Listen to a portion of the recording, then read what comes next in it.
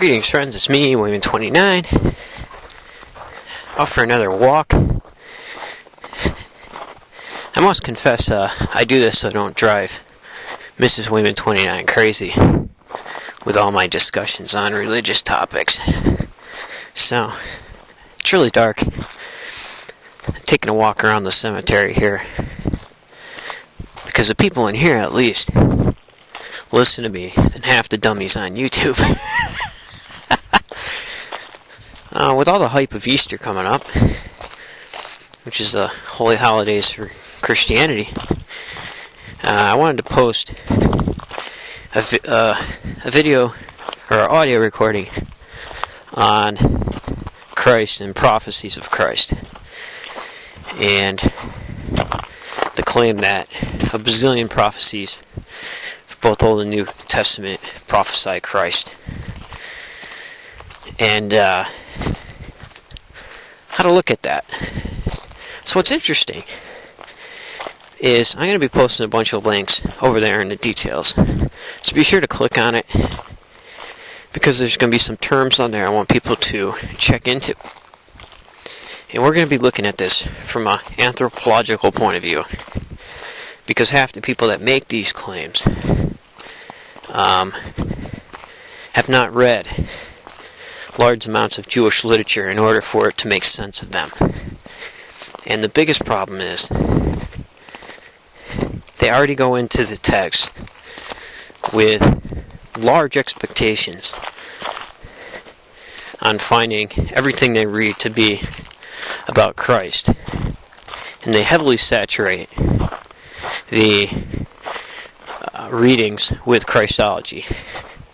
And I was in a discussion with this on Stickam with Awoken Spirit and Dank Williams about the issue. One thing to look at, friends, about prophecy, when you read a text, especially in the Old Testament, get the correct historical dating, and then go to a non-religious website, find out what was going on in history on that day in the ancient Near East, and then compare it to the text and what the writer was saying. You'll quickly find out that the writers didn't necessarily prophesy. They're talking about political events going on in their time and warning the people that if they continued the political path that they were on, they would end up being overcome by a more powerful nation. And a lot of times the prophets associated these sins with adultery, many different things. Hosea has a totally different reason for these kinds of issues than Amos. Amos, a totally different kind of issues arise than with Isaiah, and same for Jeremiah. And also, you need to think about that a lot of these prophets wrote as schools of prophets, so it's not exactly penned by the name of the author that the text is written. It could be schools of thought. So, Isaiah was written by the school of Isaiah. There's 3 sections to Isaiah. First, second, and third Isaiah. Scholars now break it up into 3 parts. And the last texts of Isaiah come much later.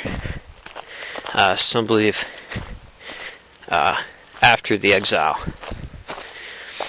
So anyways, it's also to look at the ideas that the biblical writers were trying to convey about who they thought Christ was. So, you get the first parts of all 3 Gospels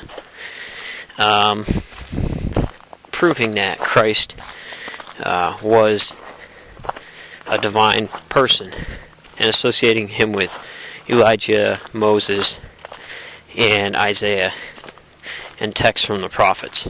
So anywhere you see, as it says in the prophets, it should be a red flag on clearly what they're trying to do.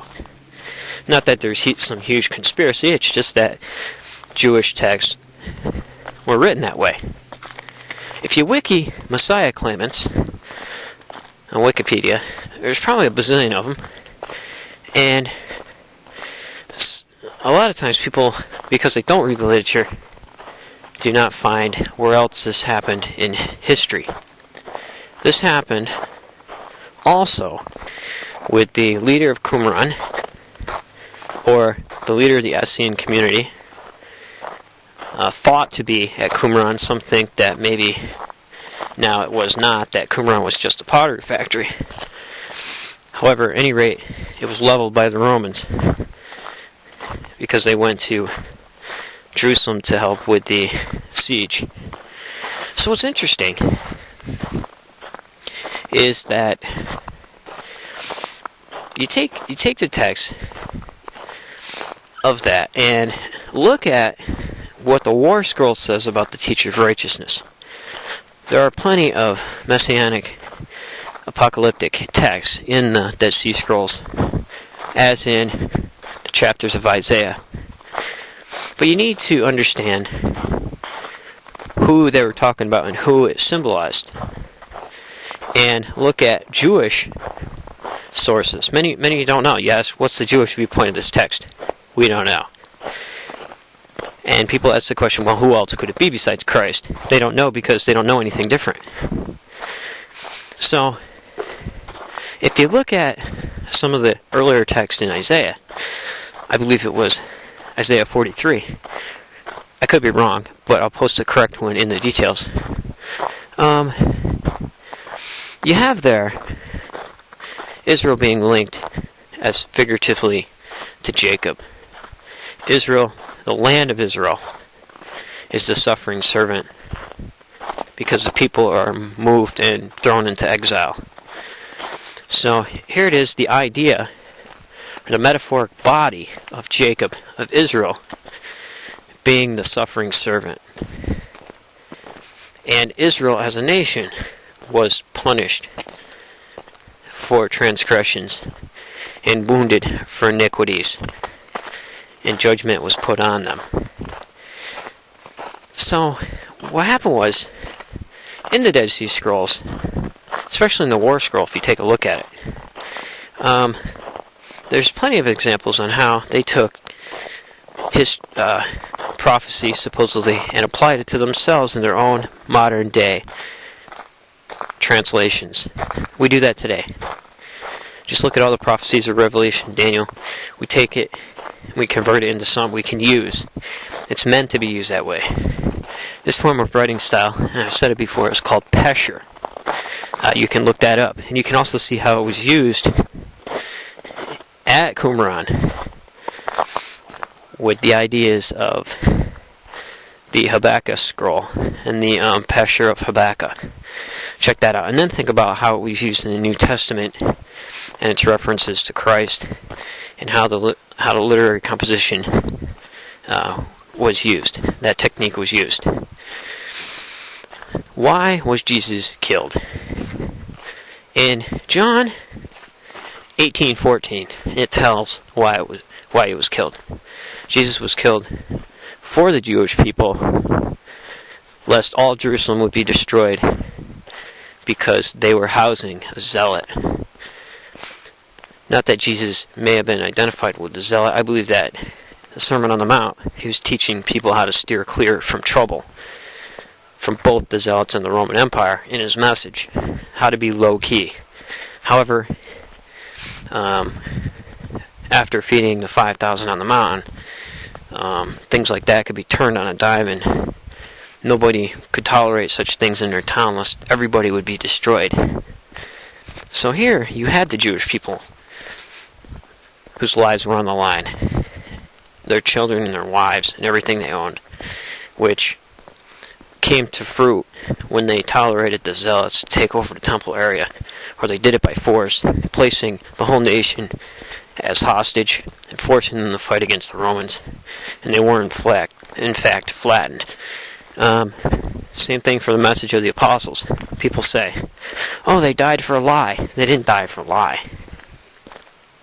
They died for a movement, and they died because of a movement. And you could not go to a village and be able to hold those kinds of ideas without the threat of the Roman Empire coming down hard on you, because such things were not tolerated. And it was shown when the apostles were persecuted and dragged out into the streets, dragged out of the city gates and stoned and left for dead. So, I don't know, friends, just some food for thought over the holidays. Take care, and remember, if everybody's thinking alike, somebody isn't thinking. And remember to read the literature. All of it.